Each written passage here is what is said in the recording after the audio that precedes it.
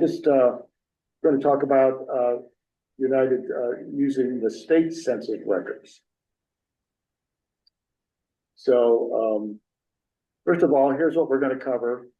It's a big list, but it's really just a slide per list, so it's not going to take that long. But we're going to talk about what they are, what is unique about them, unusual questions in the state census. And I have a handy state census chart that you can request from the Family Tree magazine website. And then what they look like in Family Search, which is the familysearch.org genealogical database, what they would look like in ancestry.com. And when I say look like, they're just going to be different ways of accessing them, since they should be the same state census. We'll talk about the New England and New York inventory at Family Search. These are other state censuses that might be called territorial or colonial.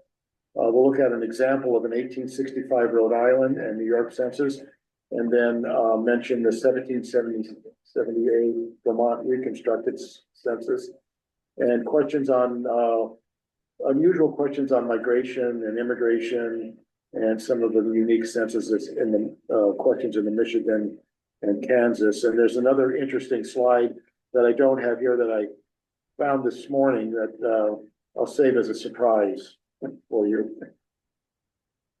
So what are they? So they're not federal censuses, obviously. They were commissioned by states in between the federal census, starting in 1825 and going right up until 1935, I believe, in various states, not all of them. And as you can see, Vermont and New Hampshire and some of these other states do not have quotes a state census, but we do have a colonial and territorial census, but those are early. So what's unique about them?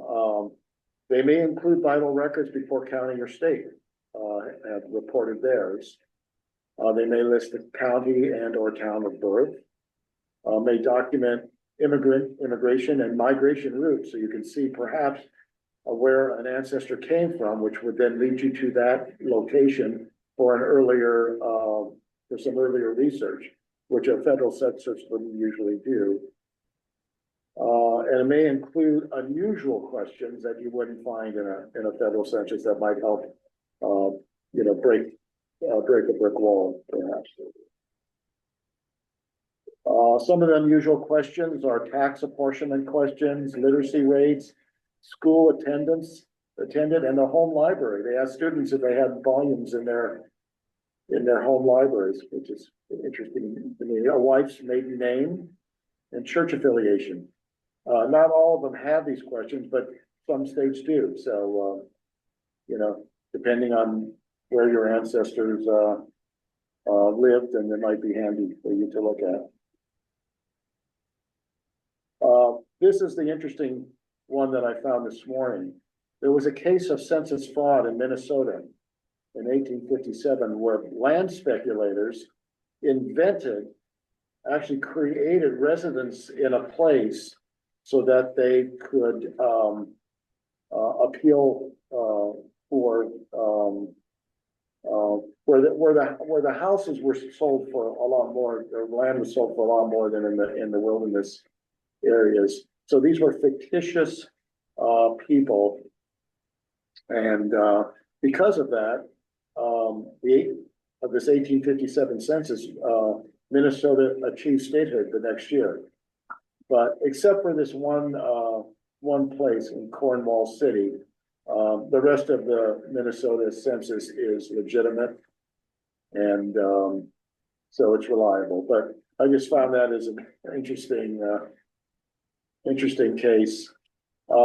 This is in Rich Kroom's Your Guide to Finding and Using State Census Records at Family Tree magazine, and that'll be in the resource list in case you want to take a look at that later on. This handy state census chart is also available from them as a PDF. All you got to do is, give them your email. You may already subscribe and know about it. I'm sorry that it's small. I don't know if I can increase it at all. Let's see, should have checked that out beforehand.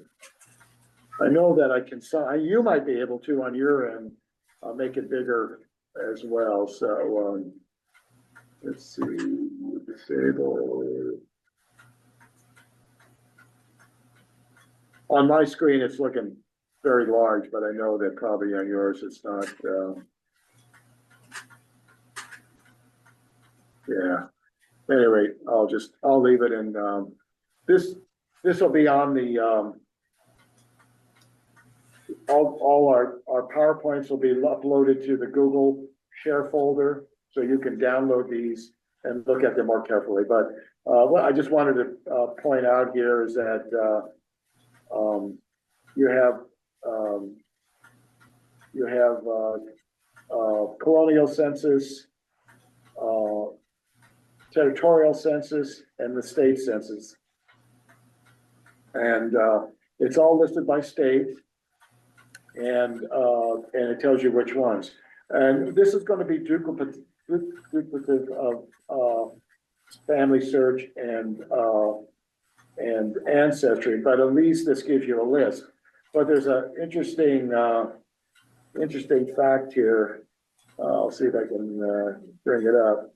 I think they made a mistake, and I don't see it here. I think it's a little bit later on, but anyway, there's a mistake they made on the Vermont territorial census. They labeled it as 1771. It's actually 1778. So just to start off, so one of the first places I would go if you're interested in getting a real overview of state census records is go to the Family Search Wiki.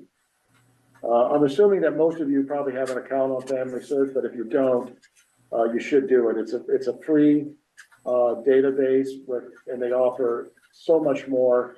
And the wiki is just incredible. Once you go into the wiki, you can search for just about anything, and it'll bring you to a page that will explain a lot of things. But anyway, so once you get into your Family Search, you go to the search function, go down to the research wiki. It'll bring up a search box, do state census records, and you'll get a list of the states. And when you click on that, you'll go to, so if you click on like Rhode Island, it'll bring you to the Rhode Island census, which will start with the federal census, but then you can go down and we'll list all of the databases, which are comprised mainly of Family Search and Ancestry, where you can find these state censuses. So it's just a little bit of a shortcut. You can bookmark this and go right to it and navigate it pretty easily.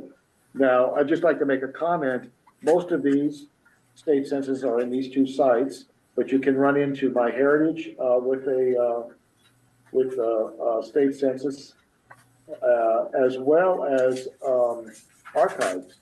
Michigan has their archive has state census that you cannot get at either of these two other sites. You can get the statistical information on the state census, but not the actual names and sheets. So I have a slide on that, and it just depends on where you're going. But Family Search will tell you what that is. So here they are listed on Ancestry, and you can do that from the card catalog. So if you know the search bar on Ancestry, it has different ways of accessing Ancestry.com, and choose card catalog, and in that you can just put state census and it'll bring up all of these. And you can sort them. You can sort them by most recently updated, which I don't think will be helpful, but you can sort them by records. So you get the largest records at the top, and that'll give you a list of what they are. That card catalog is really, valuable. I think we might have even done a session on that, right, Wayne, sometime? Maybe. Yeah, can't remember, But but to go back and look. yeah, it's in our video, inventory. All right, okay, I wanted to point out the, colonial state census for New England and New York. And this is the one I was mentioning is in the, this is 1778. I don't know where they got 1771, but, and they don't mention the 1777 Cumberland County, census, for Cumberland County, New York, which was Windham and Windsor County. Right, Wayne? Yeah, I was gonna say, there's a person that does a lot of research on the early Vermont settlers. That's Scott, forget his name, of course. We'll come up with it, yeah. He lives in northern Vermont. Yeah. Yeah, really top notch. He's written a book called Early Vermont Settlers. And he goes through and documents all these early settlers that, you know, you can only find through land records and church records. That book is in most libraries in New England, I would say. That along with, he did a lot of work with the 1790. Connie, thank you. That's Scott it. Bartlett. Scott Bartlett, Thank thank you.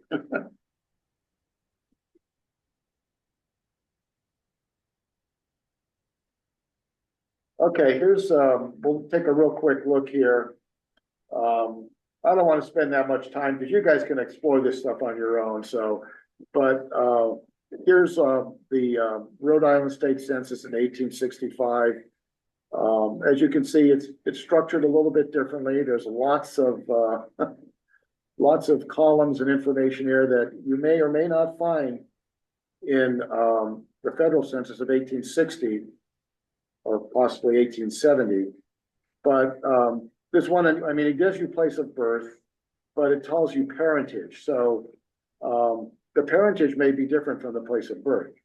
So they listed American, English, German, and I'm even having a hard time reading my own screen here, but another type of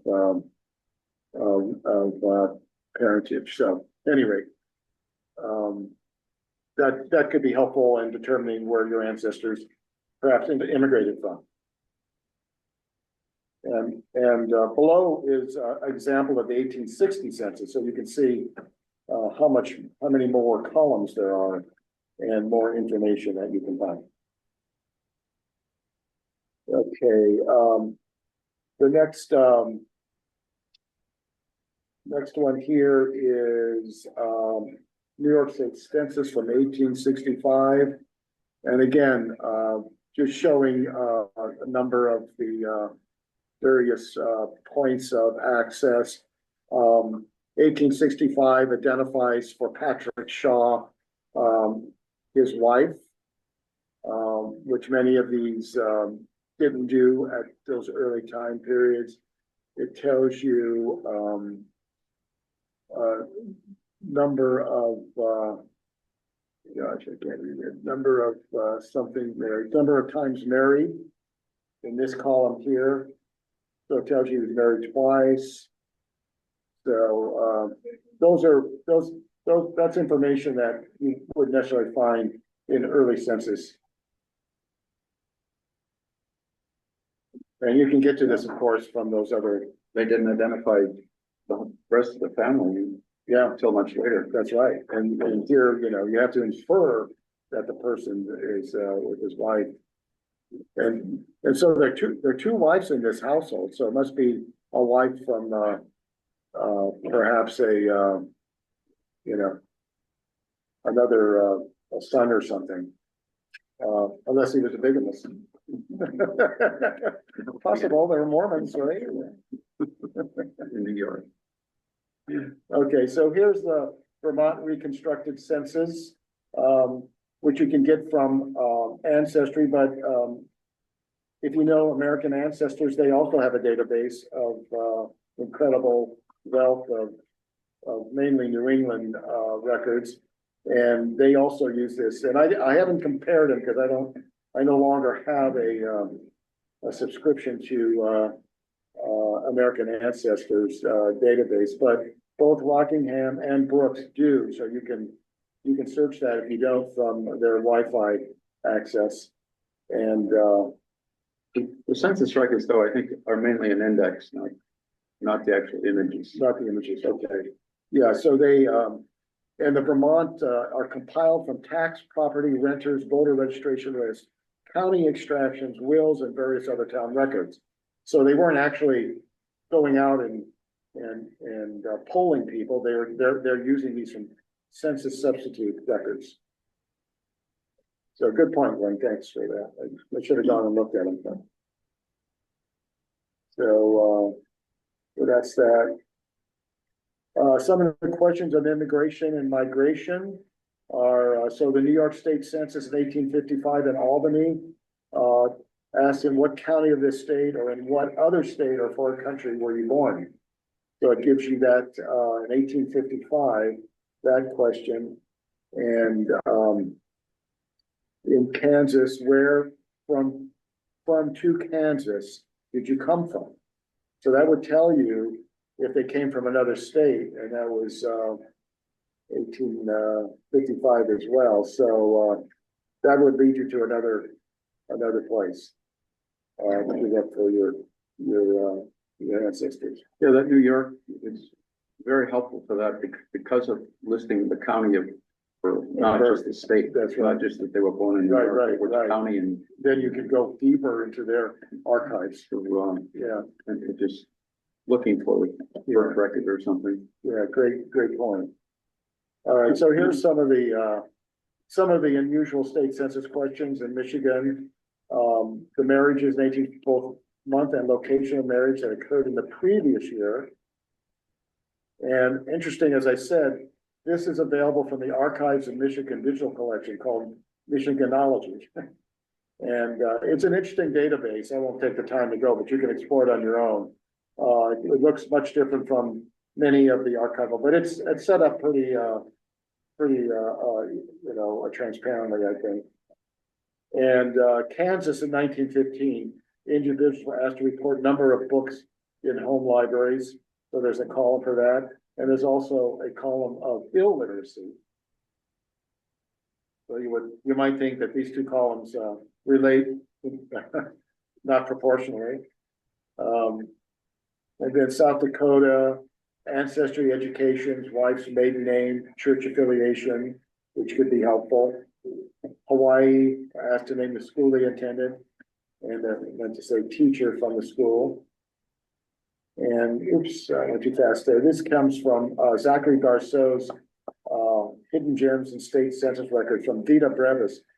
It's an American ancestors blog that comes out at least weekly. It's very valuable. You can subscribe for free and read those every week. Very valuable for New England topics. And they also put out a newsletter every week, which is really cool, with polls and classes and readings from genealogy from outside the that you may miss in your general media. So I've created a resource list of what I've talked about here, and the starred ones I think are the most important that I would go to, especially the Click and Save and the Zachary Garceau.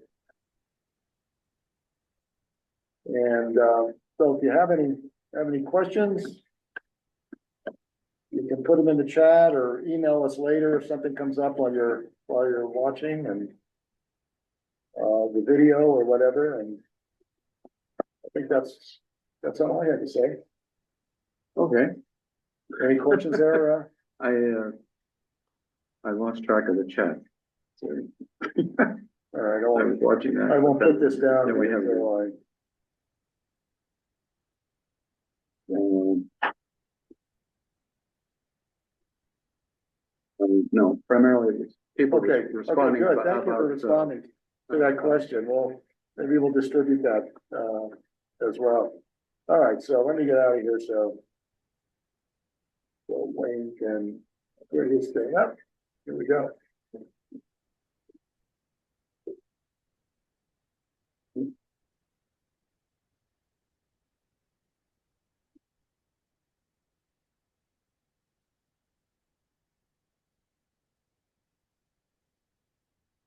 Okay, well, to continue what Jerry was just saying, I'm focusing on just one census here, the 1900. It's probably the most extensive set of questions that have really been asked in this country and recorded. So it helps me to start out with, I have a person in mind that I want to research. So this is all the information I had to start with. So we got a GB Wheeler, who was a proprietor of a steam laundry in Bellows Falls in 1896. So it's a good time period because it's just 4 years before the 1900 census. So and it's well, it's a good time period because a lot of information was collected at that point too. So we know he lived in Bellows Falls. So in terms of doing a search, what I did here was in Ancestry, this is an Ancestry, and there's certainly other, you can search in Family Search and so forth, as Jerry was mentioning.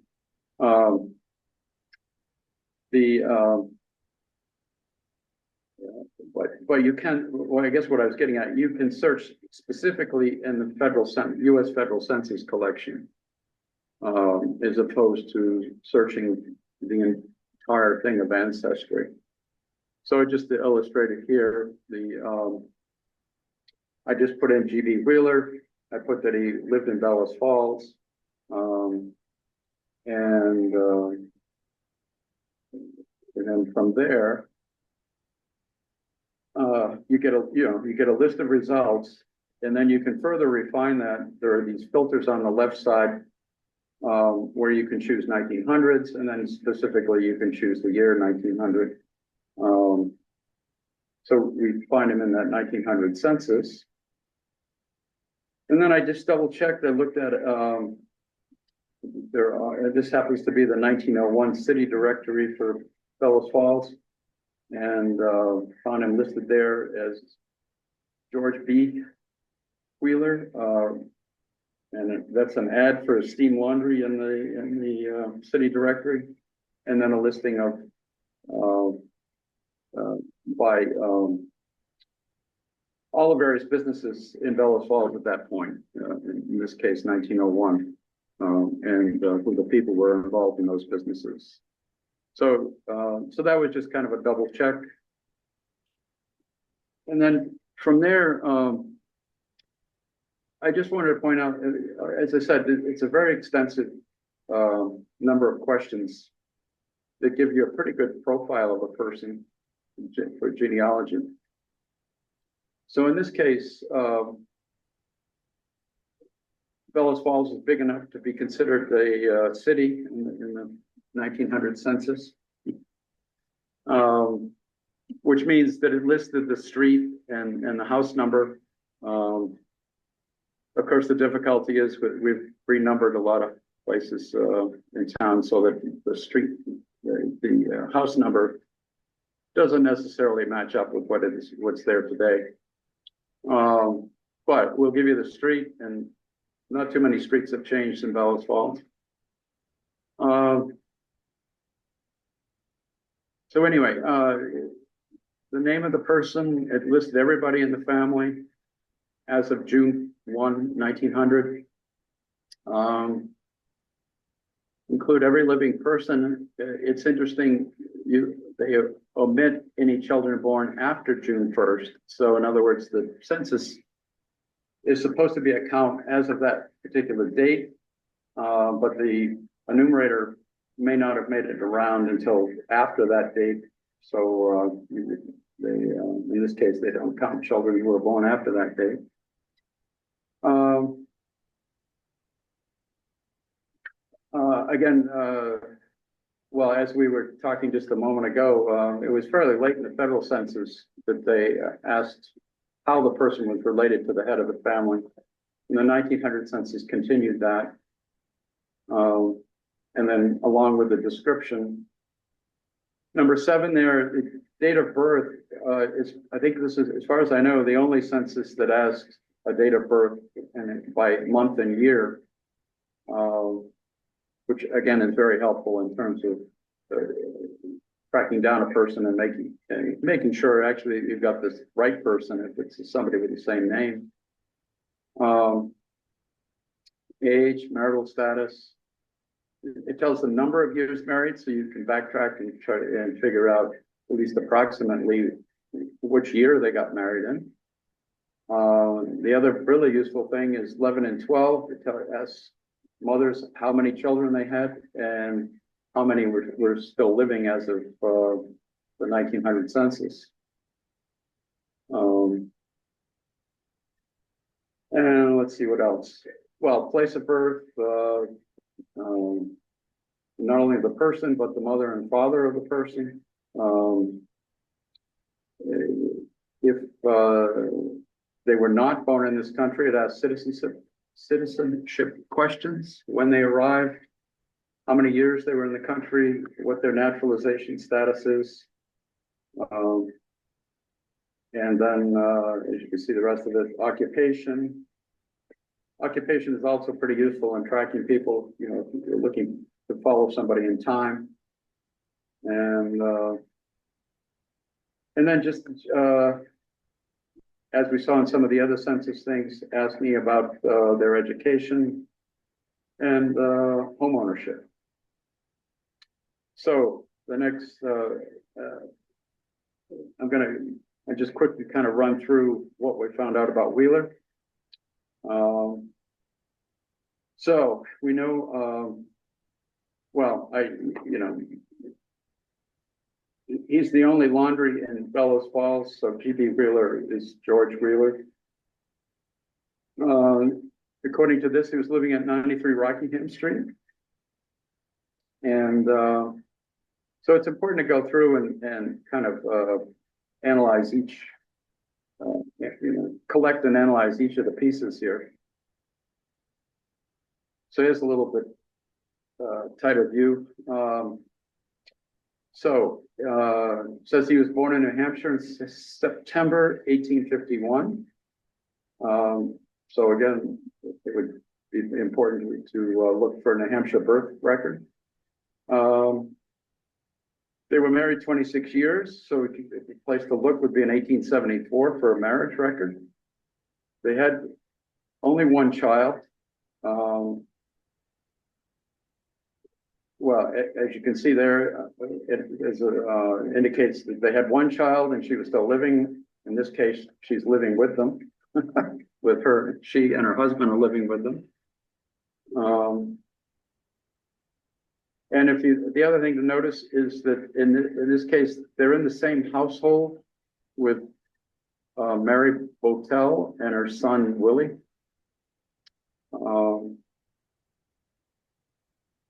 So in terms of genealogy, that's important because, well, as it turned out later, they are related. Mary, George's wife, is the daughter of Mary Botel. In terms of other things to find, indicated that he was born in New Hampshire. So again, it's that's where you would want to look for the birth record. The whole family was involved in running the steam laundry.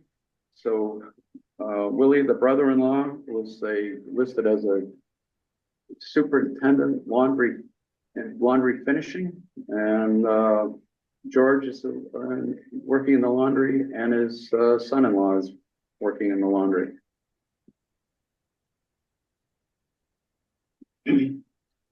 The other important thing here is next door are an Irish couple. William Flavin came in 1851. He's been in the US for 49 years and he's a naturalized citizen. His wife came in 1850.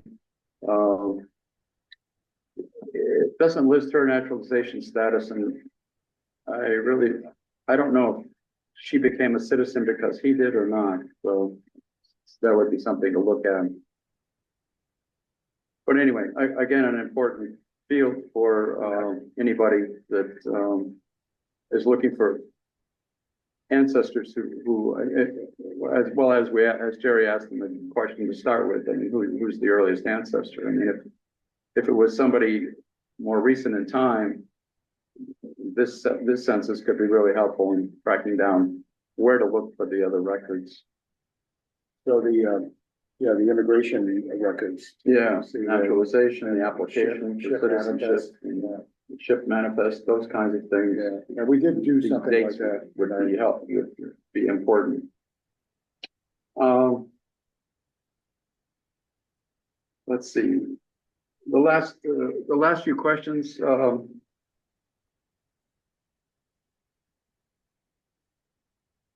It's basically asking about education. The thing that kind of struck me about this is that they owned their own home and it was free of a mortgage, which to me I infer from that they were reasonably well off. That any mortgage that he had, he paid off, and he was in good shape financially. How old was it? Do you remember? I think he was 40. Yeah. Be interesting to, What was he?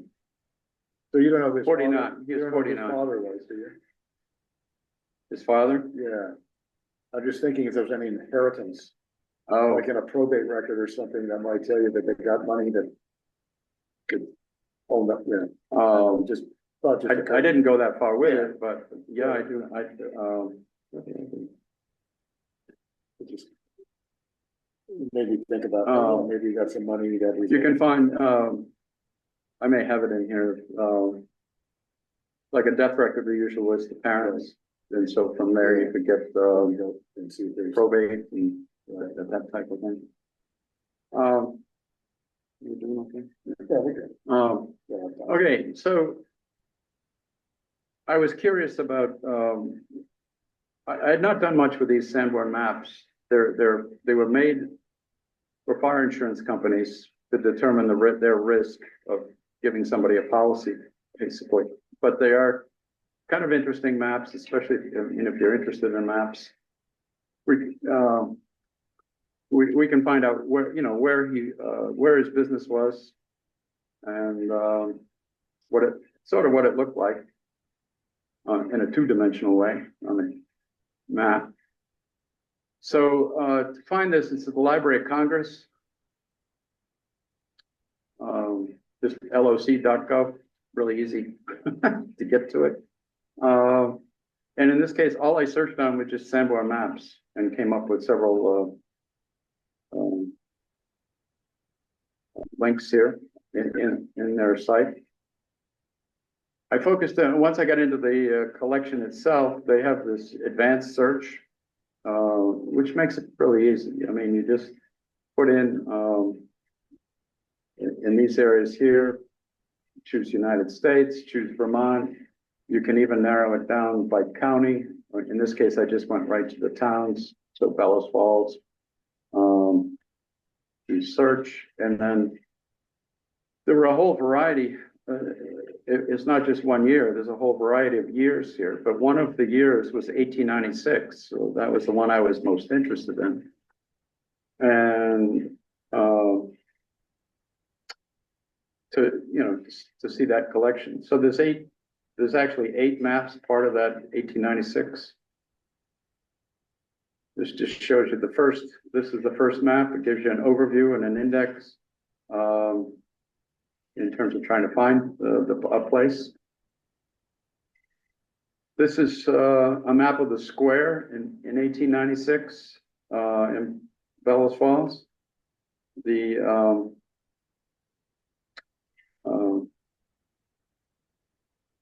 I mean, many of those buildings are still there. I mean, not all of them, obviously, but you know, some of the main buildings are still there from 1896. The map is not just, the colors,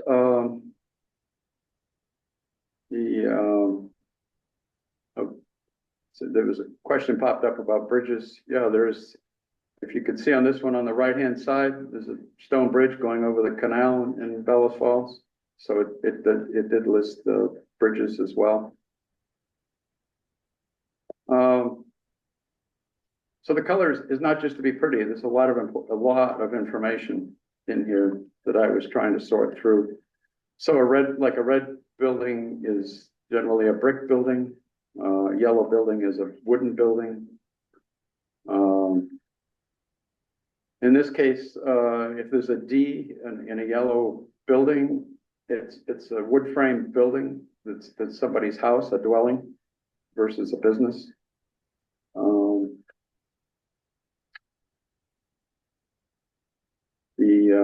A variety of other colors, indicating a stone building, an adobe building.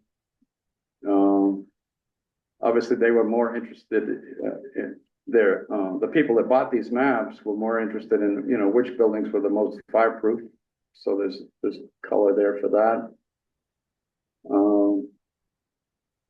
And there's this green color was what they buildings that were considered a special hazard.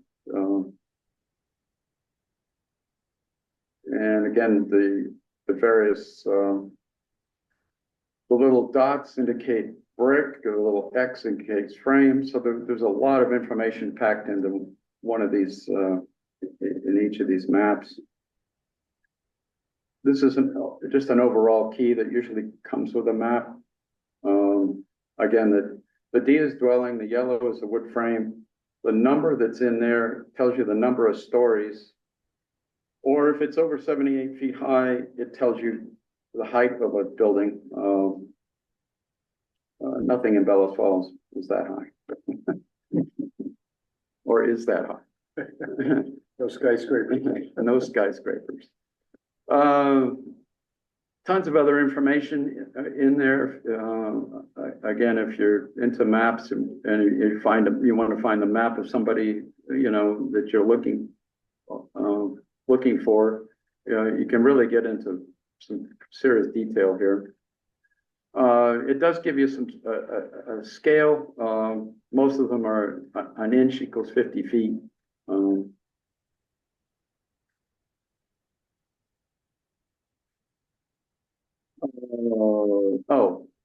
This another reference sheet. This one was interesting to me just because it listed all the various kinds of businesses that might fall under this green color.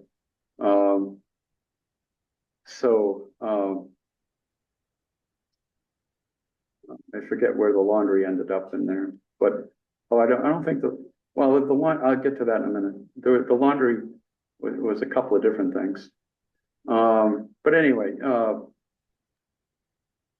anything, box repairing, cabinet making, woodworking places, chemicals, anything, I guess, fireworks, anything that might be a hazard that the insurers might want to know about. And fire departments. And it shows where fire departments. So the 1896 map had its own key, much simpler one. So again, the X it tells you the kind of roof. X is a shingle roof. The open dot there is a slate or tin roof, and a black dot was a composition roof, and a black band is a steam boiler. So we know this was a steam laundry, so that's why I was particularly interested in looking for that. There was a separate, it's a very simple index. I mean, some of it listed specific buildings and some of it was streets. What are specials? Are those? Well, these are all some of the buildings. Okay. Specific buildings in there that I think that they considered might be hazardous, some of them. Yeah. So anyway, here's George Wheeler had his business on Rockingham Street. So this is Rockingham Street in Bellows Falls. And you can see his steam laundry here is kind of in the middle of the screen. Nicely labeled for us. It's yellow, so it's a wood frame building with a slate or a tin roof. That's the little circle down there. Has a steam boiler, that black bar, which evidently is surrounded by brick. The red indicates a brick building or brick work. And it tells you that it was 2 stories tall. And it was category B, which is second class construction. I guess that was a fire rating, fireproof rating or something. I didn't try to measure because I was working on a computer screen, so I wasn't sure exactly what the scale was going to be because I kept enlarging it and shrinking it. So I'm not sure just exactly how big the thing is, but you could probably tell that if you printed out the actual size map.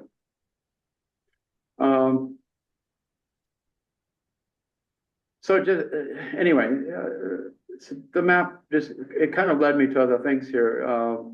In that same 1901 thing, it was interesting to me that they indicated that they lived on Rockingham Street in the 1900 census, but look at the city directory. It says that his business was on Rockingham Street, but they lived on Westminster Street. So I don't know, maybe he moved between 1900 and 1901. I was just finding some other things here. I found his death certificate. So again, it tells us who his parents were. Is that the actual death certificate or it's just a card, right? Well, it's a card. Yes, an extraction. The town clerks put together. Right. Anyway, then I did find an obituary, and he was actually a pretty interesting guy. I mean, clearly he wasn't consumed by his laundry business. He did a lot of other things, especially in music, for the town. But what struck me here, in 1882, he established his first business, which he conducted for 23 years. The business started in a small building on Rockingham Street, which he later replaced with a modern building. So then that got me to go back to the maps again. And sure enough, in 1885, his building was on the other side of Rockingham Street from where he was in 1900 or 1896. And it was in a business where he had the first floor and the second floor upstairs was a paint shop. So I'm just guessing, but it seemed to me like that was a great combination for somebody's laundry to be underneath the paint shop. So that may be why he moved into a more modern building. And again, notice this one is in green, which is in that category. Building still stand? Is that building still standing? That's a good question. I don't know. I'm not sure. Drove by it today. I drove by. I'm not sure the other one is. I mean, that is modern one is either because there's a bar there and there's kind of some parking lots now. So some of the buildings may not be there. Yeah.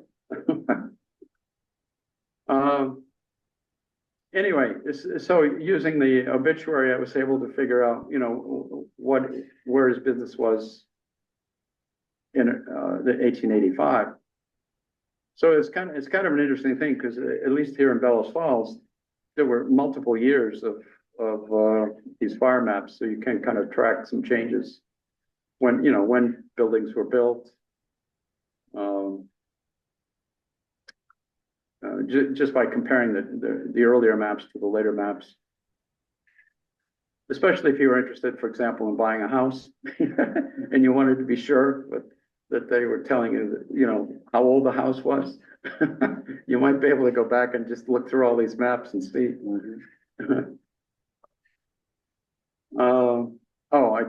I left this one in there just as that was the previous, map showing that he had moved across the street. It's an interesting steep bank. Yeah, it is. Describes it. And it drops off down to the canal too, so I mean, it's really just Yeah. a narrow strip there. But if you'll notice, the building in pink down here, is the same, you know, that was there in 1885, and it's the same building is still, you know, this level block is still there, in 1896.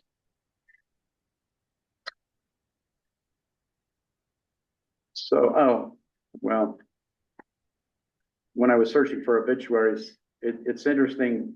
His wife's obituary came up. I found that first because I was just searching on his name, and she's listed as Mrs. George Wheeler, so. Does it give her maiden name here anywhere? Well, it does. In the next line, it's the Mary J. Botel Wheeler, Yeah. Okay. when she was born, and who her parents were. Yeah. Which is how I discovered that in the census, going back to the 1900 census, Yeah. they were all living in the same household. Also, right. And so,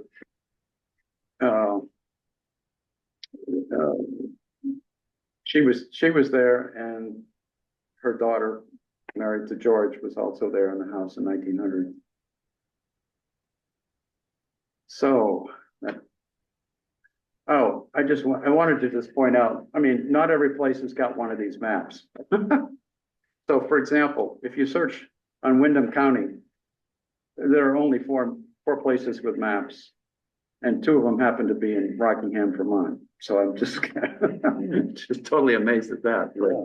Putney wasn't there, Yeah. you know. Wonder why. You know, it was just Is that Bellas Falls, Brattleboro, Saxons River, and does Wilmington. that mean they just don't exist, or they just weren't digitized by the Library of Congress? Oh, that's a good question. You know? Although you think the Library of Congress has a pretty extensive Yeah. database, covering many years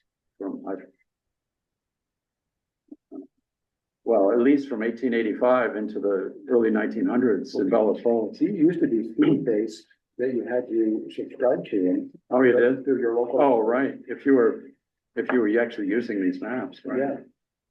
Well, I mean, the library, Brooks has them as well, when I was here, we had to subscribe to them.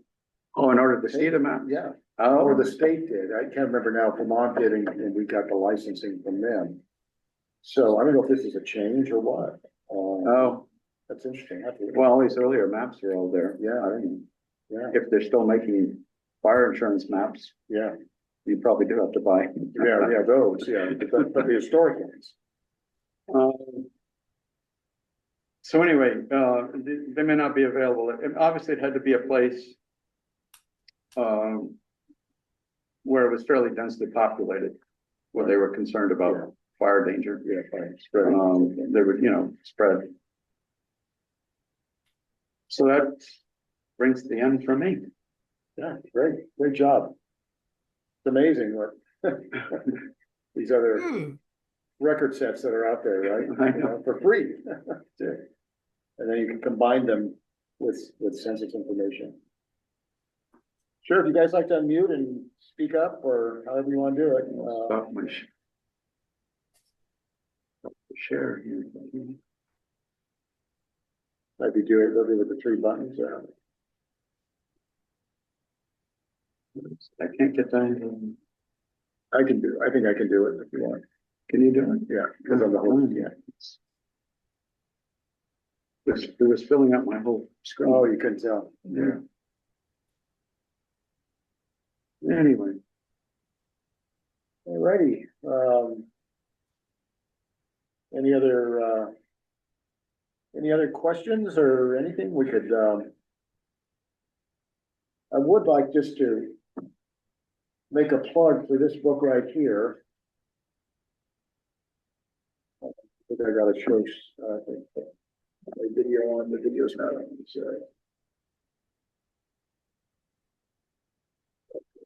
yeah, you got it. All right. Called the Census book by William Dollarhide. It's really great.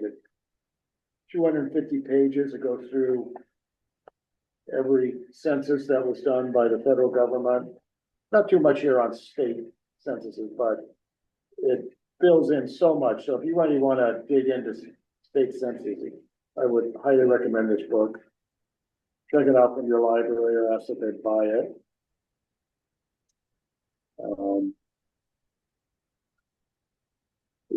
There's an older edition, but this one was published a couple of years ago. So it's been revised, yeah, 2019. So the new edition came out in 2019. And I've mentioned this one as well, which is just an all-around great book on genealogical research by Kenyatta Berry. She was, if you remember the Genealogy Roadshow that was on PBS for many years, really great show, sort of been supplanted now by Finding Your Roots, Henry Louis Gates' program. But this is a great general resource for genealogical research. She covers all of the ground, so I would highly recommend this book as well. She's African American genealogist, so she has a blog and a podcast as well. Podcast is really great. She interviews people. Where did you find the podcast? Through my podcast searcher. Just search. Apple. Yeah. If you just search genealogy, you get so many different podcasts. You know, you get the genealogy guys. Oh, okay. Genealogy guys are these two guys from Florida who just talk about genealogy, give you news, and they take up topics. They take up questions that people have sent them. And there's Ben Franklin's World, which is a great historical, not exactly on genealogy, but on the history of early America. Oh, okay. Yeah, there's a lot there. I could put up a little resource list. Maybe I'll do that and send it out. So you can go down more rabbit holes. I was gonna say, there are so many.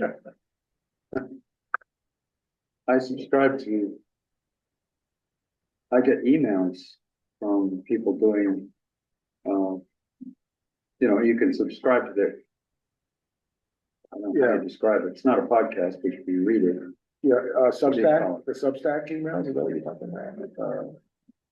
I don't know how I got into it, but I got one on genetic genealogy. Okay. Where, the woman writes all the time. Oh, Diane Southard. Diane Well, Southard. she's one. Yeah. Who was this one? Esther Robertson or Rob, what's her name? I thought it was Roberta. Roberta. Estes? Yes. Called DNA Explained. Yes. Yeah, those are really. She's, if I, what do you call it? Subscribe to her email Yeah. list. Yeah, let me, I'll share the screen real fast for you guys. Yeah, she's really good.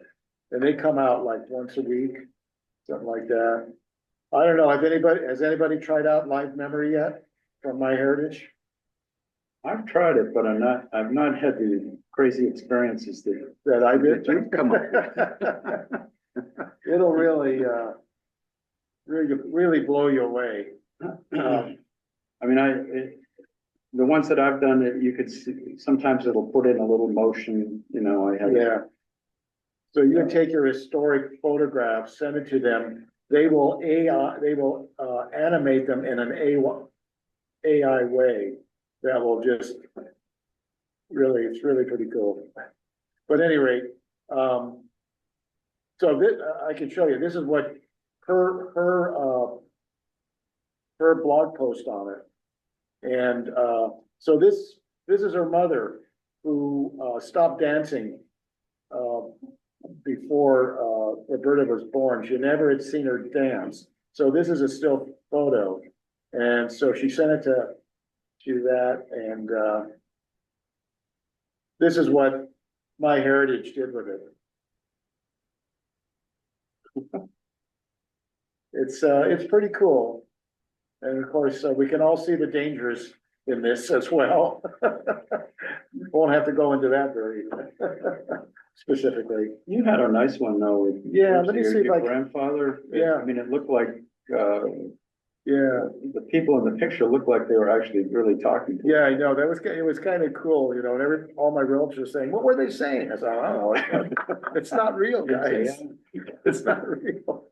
Let's see if I can find it real quick. I did, What did I what tried. did you try? I tried some, well, I had a picture of my son and his girlfriend at the ocean. And I was Uh-huh. really hoping that the AI was gonna put in a huge wave and just soak them, but instead there was, it was like a little breeze.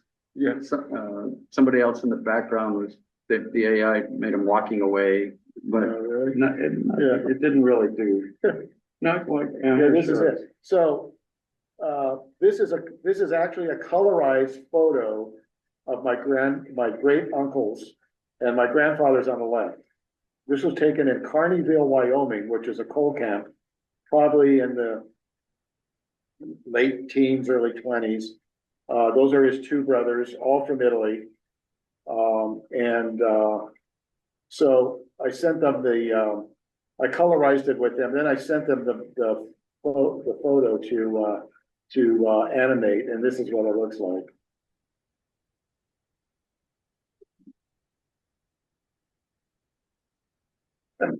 Too much, huh?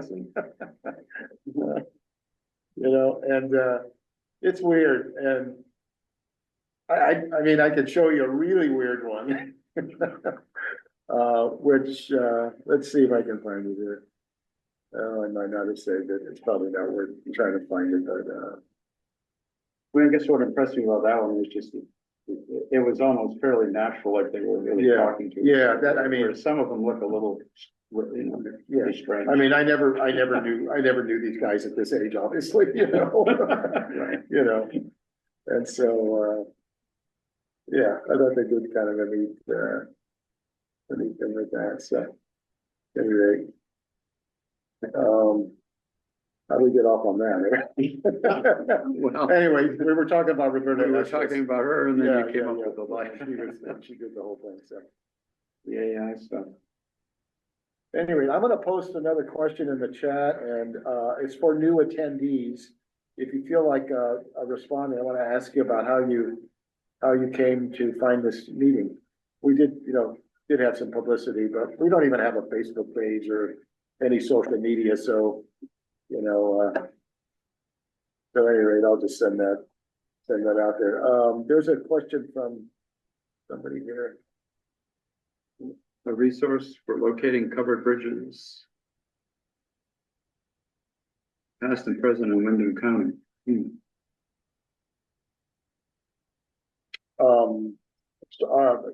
Well, the Brattleboro Historical Society did a presentation last month about it. And or maybe 2 months ago. And because we have the new bridge that goes over the Connecticut River, the $65 million bridge that goes from Brattleboro to Hinsdale. And if you're in the local area, take a ride over it. It's quite impressive. And so they did a presentation on historic bridges in Brattleboro with photographs and lots of different things. So yeah, we'll look into that. The maps, Sanborn maps do show covered bridges, Yeah. but of course, it's only gonna be it's not gonna be the bridges in the more rural areas. It's gonna be bridges that are in, I believe, one of those early maps in Bellows Falls, it was a covered bridge across across the canal, maybe, or across the Connecticut River. Yeah, Chip did post a link here. Let me put it up on the screen.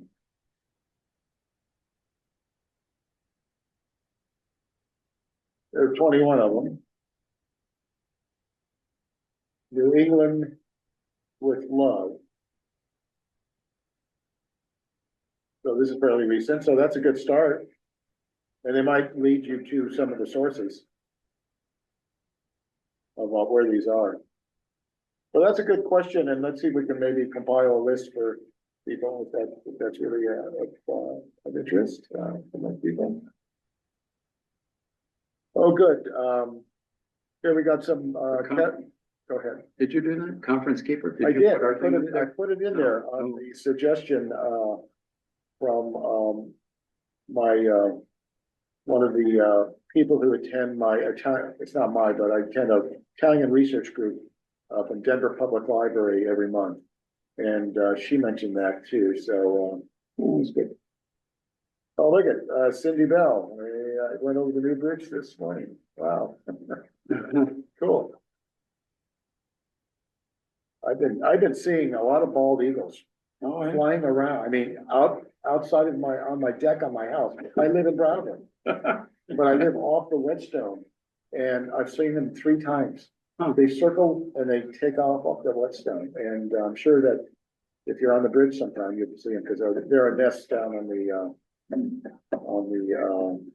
trails down there. So, conference keeper, that's great. Thank you for noticing that. And press releases in the Reformer, well, good. People are still reading the Reformer. And it was in the Commons too, our local weekly. So, and we'll put you on the email list. And if you want to be bothered by us, just say, you can just unsubscribe, we'll take you off. But we don't send many.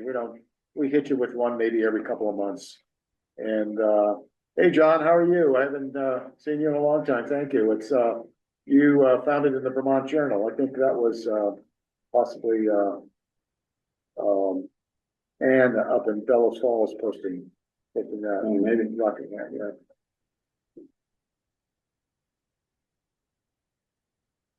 Okay. Well, that's good. You know, that Yeah. works. We still have time, so if anybody wants to, talk about what they're researching and, ask questions, people here might be able to help. Please unmute yourselves and we can talk. Yeah, and if anybody would like to do a presentation sometime on your research, doesn't have to be fancy. You don't have to use PowerPoint. You can just come on and talk about it. Maybe you have a family tree or something you want to share and just talk about people. That's fine too, you know, make it really low key. Be happy to have you, so we don't have to get bored by our presentations or.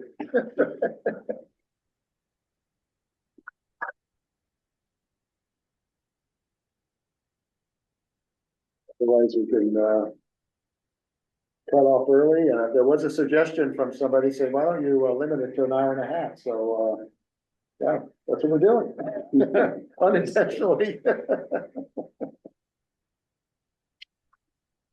You know, it's funny how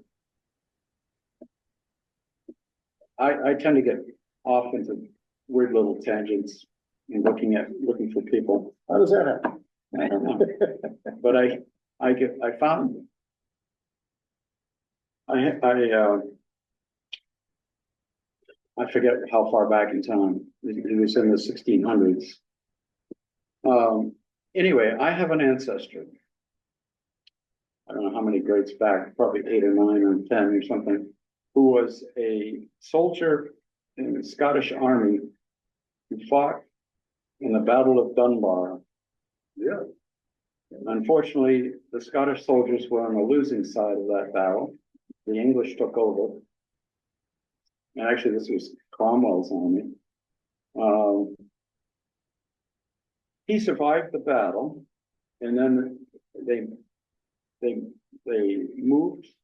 marched anybody that wasn't totally wounded, was marched to Durham, England, and imprisoned in the cathedral in Durham.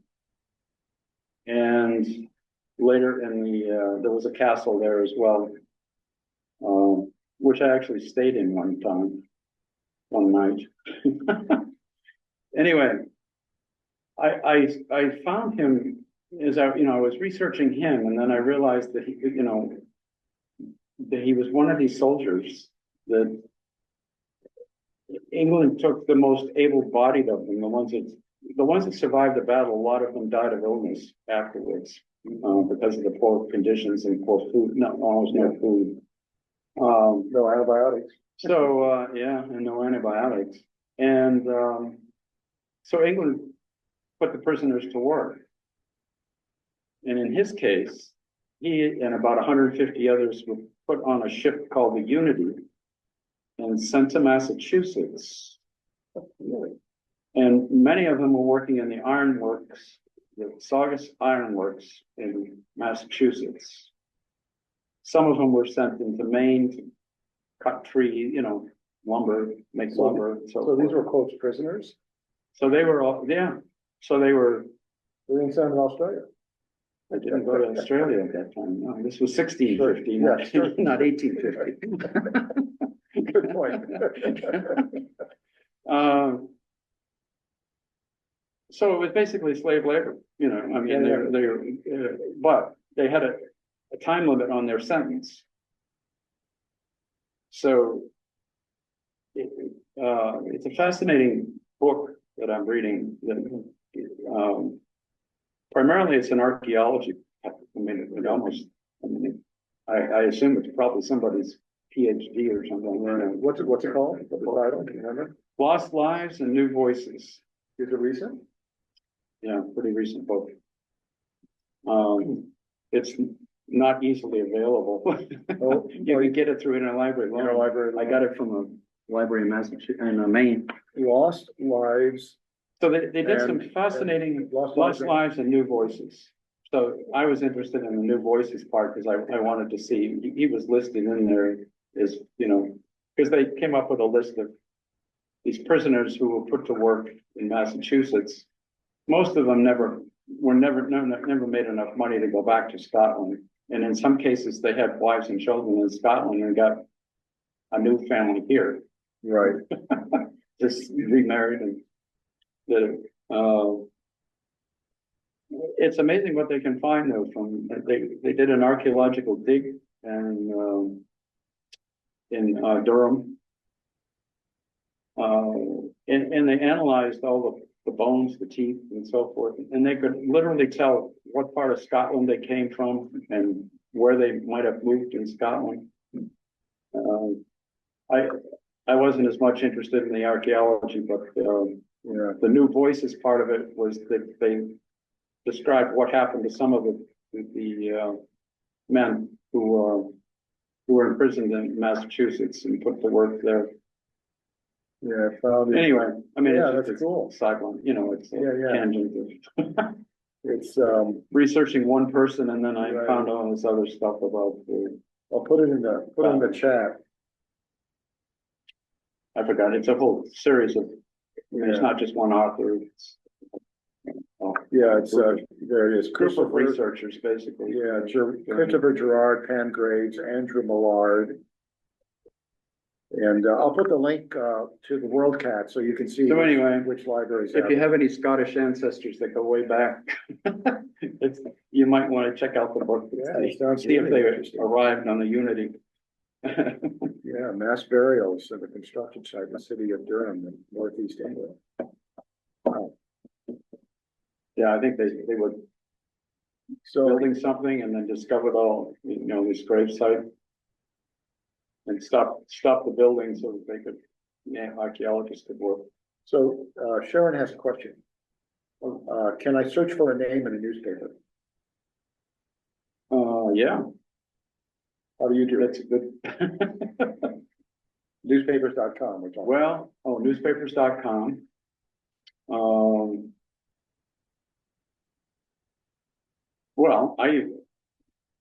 Well, it helps if you know about when the person might have been living, because you can narrow it down by years. But yeah, I found, I searched on newspapers.com to find that, those two obituaries that I had in the presentation. And I think I just searched on his name and I narrowed it down by year because I found the death record. And, it wasn't, it was not a really long list, I mean, fortunately. I mean, with some names, you could run into real problems, Right, exactly. especially, I use quotations around the name. well, that's, Sometimes that will help, but sometimes it may eliminate a hit because the way, they might. yeah, if it's not, Exactly, they might put initials or something, and so, but if I get too many, I'll, or put a quote around the last name or something. It doesn't find other people, but I've yes, tried it both ways, yeah. yeah, I mean, if I get a lot of, too many hits, and then I try to narrow it down, I'll try that. I mean, the weird thing that happens is like, as I showed in the presentation there, I searched on George Wheeler and got his wife because she was Mrs. George Wheeler in the Right. obituary. So that was just serendipity. right, You right. know, I mean, it just came up because it was one of the things I was searching on, but Right, and we have another, question about what is the, free site that you can search for newspapers. So I posted in the chat, the one to Chronicling America, which is the Library of Congress National Database. But, you might be asking about Vermont newspapers. And you can search for those if you get an account at the Vermont State Archives, right? that's how I got it. Yeah. I have my own, but for Vermont, let's see, I think I might have the,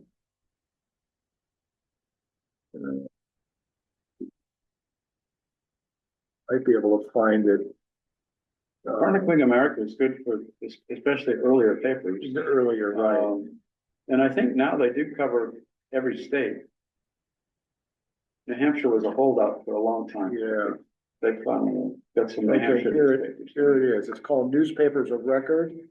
And I'm gonna put the link in the chat.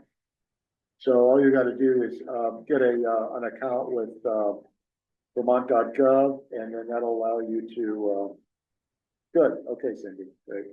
It'll allow you to, search those early, Vermont newspapers.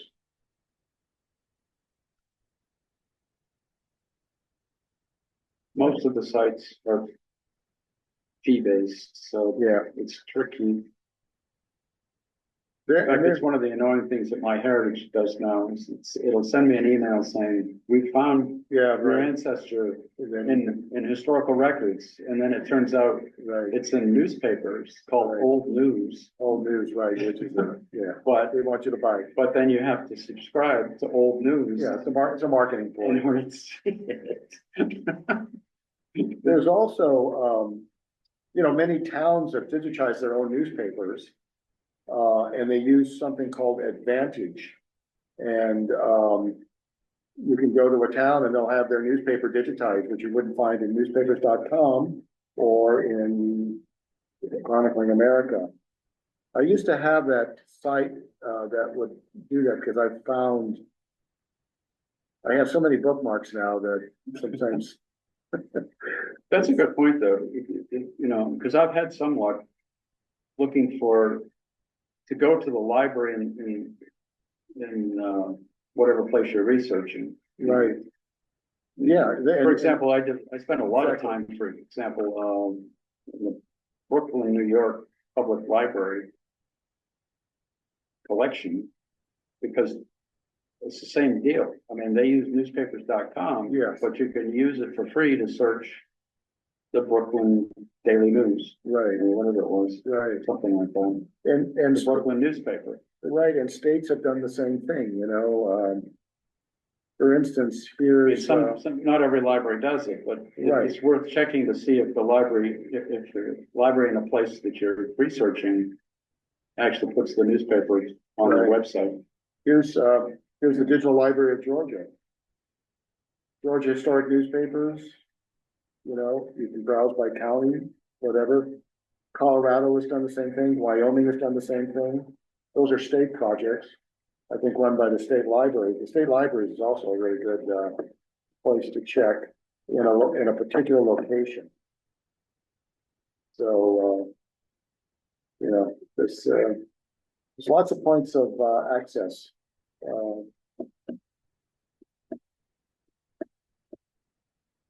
That Vermont archives, though, you might have to be a Vermonter You're right. to, Yeah, you gotta give them your residence. I think you have to sign in and. That's right. That's right. Yeah, because they're paying a licensing fee to newspapers.com, so, yeah. Okay, thank you, Rhonda, for that. Okay, well, I guess we can. We should adjourn, huh? I think we should adjourn. Especially pack up and make room for the next group. Yeah, definitely. Okay, Chip is supposed to, you can have an account by much is restricted, okay. Depending on where, okay. You're speaking about,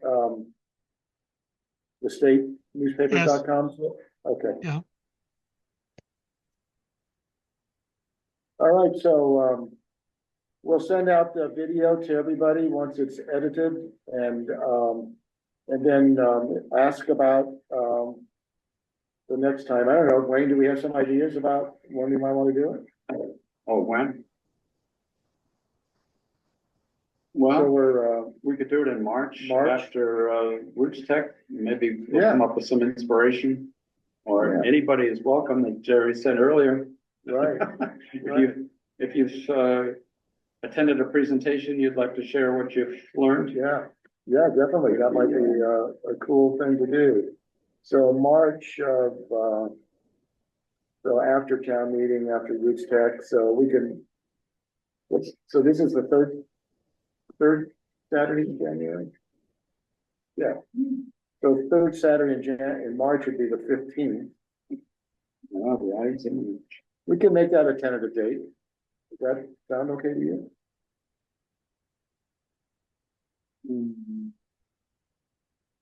We'll have to make sure that the room is available if we want to do it this way again.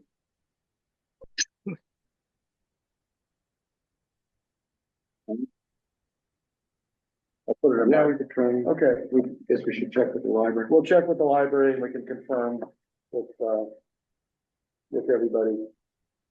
And, yeah, so I hope that people live locally. You can, come in and join us here. We've had one person. That was worth it, right, Kim? I've enjoyed it. Good, yeah, we've enjoyed having you here. It's nice to have, real faces and people on the ground, so. But we know some of you obviously cannot do it. Okay. Is that your hand up, Wayne? How'd that get up there? You can see your hand? Where? No, Oh, that's me. that's your cursor, I guess. Wow. I've never seen that like there. Look at that. All right. Learn something new every day on Zoom. Thank you, everybody. Yeah, thanks, everybody, and, Here. we'll Thank see you you. next time, hopefully. Okay, thanks for coming. Bye-bye. Bye. Bye.